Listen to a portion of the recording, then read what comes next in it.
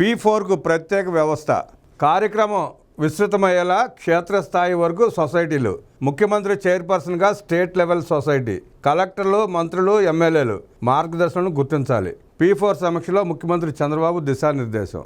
మంగళగిరికి మహాదశ మారనున్న రూపురేఖలు, కార్యరూపం దాలుస్తున్న మంత్రి లోకేష్ హామీలు. ప్రణాళికాబద్ధంగా అభివృద్ధికి మంత్రి కృషి, దేశంలోనే నెంబర్ 1గా తీర్చిదిద్దుతాను ఉద్ఘాటన. నేడు మంత్రి లోకేష్ చేతుల మీదుగా మంగళగిరి ఎస్ఎల్ఎన్ పార్క్ ప్రారంభం.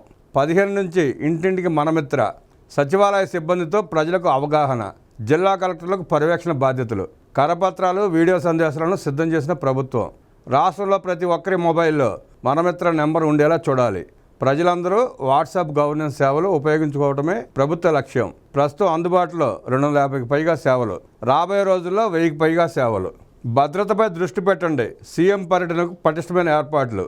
11న ఆగిరిపల్లిలో పూలే జయంత్యోత్సవాలు, ఎంపిక ప్రదేశాలను పరిశీలించిన మంత్రి కొలుసు పార్థసారథి.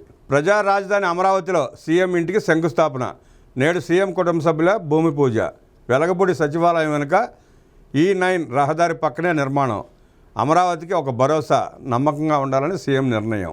ఫిర్యాదుల పరిష్కారాల్లో వేగం పెంచాలి, వినతుల స్థితిని ఎప్పటికప్పుడు తెలియజేయండి. గ్రీవెన్స్లపై సీఎం చంద్రబాబు సమీక్ష. రెవెన్యూ, పోలీస్, మున్సిపల్ శాఖల్లోనే అత్యధిక ఫిర్యాదులు. విద్యాశాఖలో సంస్కరణలు జూన్కి పూర్తి. వచ్చే 4 ఏళ్లు పూర్తిగా విద్యా ప్రమాణాల మెరుగుదలపైనే దృష్టి. ఆగస్టులో విద్యామంత్రుల కాంక్లేవ్కు విస్తృత ఏర్పాట్లు. మే నెలాఖరుకు పూర్తిస్థాయి వివరాలతో డాష్బోర్డ్ సిద్ధం చేయండి. న్యాయపరమైన చిక్కులు లేకుండా మెగా డిఎస్సి నోటిఫికేషన్. విద్యాశాఖ అధికారులతో సమీక్షలో మంత్రి నారా లోకేష్ ఆదేశాలు. ఘనంగా ఏయూ శతాబ్ది ఉత్సవాలు. ఆంధ్ర యూనివర్సిటీకి పూర్వ వైభవం తీసుకురావాలి. ప్రపంచంలోనే టాప్ 100లో నిలిచేలా లక్ష్యం పెట్టుకోవాలి. వీసీకి మంత్రి లోకేష్ దిశానిర్దేశం.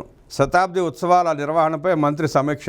వీధి రౌడీలా మాట్లాడుతున్న జగన్ రెడ్డి. టీడీపీ రాష్ట్ర అధ్యక్షుడు పల్లా ధ్వజం. బట్టలోడేస్తానంటూ పోలీసులకు బెదిరింపుల. జగన్ తీరుపై మండిపడ్డ పరిటాల సునీత. పేదరిక నిర్మూలన లక్ష్యంగా చేపట్టిన జీరో పావర్టీ P4 కార్యక్రమాన్ని విస్తృతపరిచేలా పటిష్ట వ్యవస్థను నెలకొల్పేందుకు రాష్ట్ర ప్రభుత్వం చర్యలు వేగవంతం చేసింది. ఇందుకు సంబంధించి స్టేట్ లెవెల్ సొసైటీని ఏర్పాటు చేస్తోంది. దీనికి ముఖ్యమంత్రి చైర్పర్సన్గా, డిప్యూటీ సీఎం వైస్ చైర్పర్సన్గా వ్యవహరిస్తారు. అలాగే CEO, డైరెక్టర్, వారికి అనుసంధానంగా call centre, tech team, program team, wing team ఉంటాయి. జిల్లా చాప్టర్కు జిల్లా మంత్రి చైర్పర్సన్గా, నియోజకవర్గ చాప్టర్కు ఎమ్మెల్యే చైర్పర్సన్గా, గ్రామ వార్డు స్థాయిలో సెక్రటేరియట్ చాప్టర్లకు చైర్పర్సన్గా పంచాయతీ కార్యదర్శి, వార్డ్ అడ్మినిస్ట్రేటివ్ సెక్రటరీలు ఉంటారు. రాష్ట్ర స్థాయి సొసైటీ ఏర్పాటు.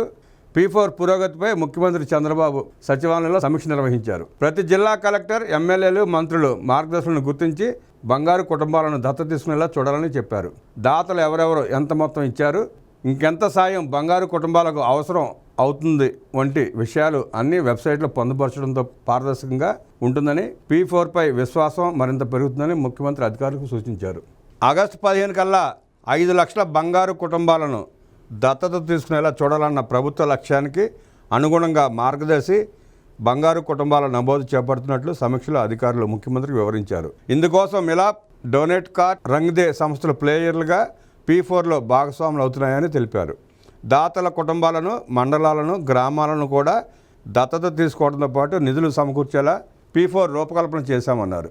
దాతలు తాము ఎవరికి ఆర్థికంగా సాయం చేయాలి అనుకుంటున్నారో ఆన్లైన్ ద్వారా కూడా వారికి సాయం అందించే అవకాశాన్ని కల్పించామన్నారు. దాతలు ముందుగా P4 ప్లాట్ఫామ్ ద్వారా లాగిన్ అవడంతో ప్రక్రియ ప్రారంభమవుతుందని చెప్పారు. ఆగస్టు నాటికి ఈ నమోదు ప్రక్రియ పూర్తి చేసి కార్యరూపం దాల్చేలా చూడాలని ముఖ్యమంత్రి అధికారులను నిర్దేశించారు. వచ్చే ఉగాది నాటికల్లా P4 కార్యక్రమం ద్వారా ఏడాది కాలంలో ఏం సాధించామనే దానిపై వార్షిక ప్రగతి నివేదిక విడుదల చేయాలని స్పష్టం చేశారు.